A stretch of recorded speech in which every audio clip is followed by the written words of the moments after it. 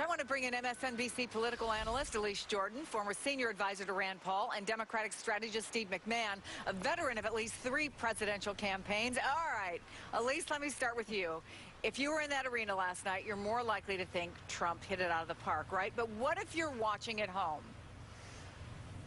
From home, which is where I was watching it from because I left Cleveland early yesterday, it struck me by how much booing there was in contrast to applause. So it really seemed like a lot of the lines in the speech were generated towards being against something rather than for something. And while I think that can work sometimes in the moment, it overall was just really not a hopeful vision for America. And I think really represented a sea change for the Republican Party, and it represents, and not even really the Republican Party as much as a new American nationalist movement that's that's isolationist and is anti-immigration.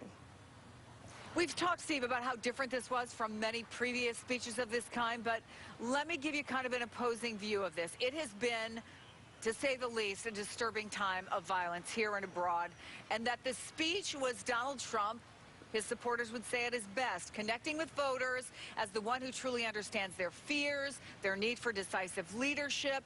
Did he pull that off? Well, I actually think Elise's analysis is absolutely right. The Republican Party is turning inward. It's becoming the party of Donald Trump, the party of grievance. And it's not the sunny, optimistic, aspirational, hopeful party that you want to see in the Republicans, and that, frankly, you've historically seen. I mean, one of the things that you can certainly argue with the Republican Party in the direction in which they want to take the country, but generally speaking, at these conventions, their nominees have been positive, hopeful, and aspirational. Democratic nominees have been too, and they've been trying to take, perhaps policies in a different direction, but they all want to take the country together to a better place. I didn't hear that last night in Donald Trump, and I know a lot of the folks in the hall did, but I think that there's a limit to how far a grievance campaign can go. I don't think it appeals to undecided, moderate swing voters, and I don't think Donald Trump's speech last night probably got him a lot of extra votes outside of the convention delegates who were in the hall. Well, let me pick up on that, Elise, because you've been in these rooms when you've done these strategy sessions. What does he gain from sounding essentially like a wartime president? Where does he gain? I mean, you look at a daunting electoral map for any Republican. Where could this help him, and where is it likely to hurt him? Well, that's why I just don't really see the strategy of this speech beyond the convention hall yesterday, because Donald Trump really needs to be focusing on expanding the electorate that he's going to appeal to, and last night that was just really speaking to his base. And you look at, in contrast, his daughter Ivanka Trump's speech, which she stated was not a Republican speech, not a Democratic speech, but it was a hopeful speech, and she was speaking to Americans' aspirations and not to their fears. And I think it was Ronald Reagan that said, he wanted to appeal to Americans' best hopes, not their worst fears. And I think that's unfortunately exactly the opposite of what Trump did, and it makes it far more daunting for him going forward if he's going to expand and really cut into Hillary Clinton's poll numbers. So, Steve, how do you work this to your advantage if you're a strategist on the Democratic side? If you're Hillary Clinton and her team and you're looking at what you have planned for Philadelphia, is it business as usual? How much are you affected by what you saw over the last 4 days in Cleveland?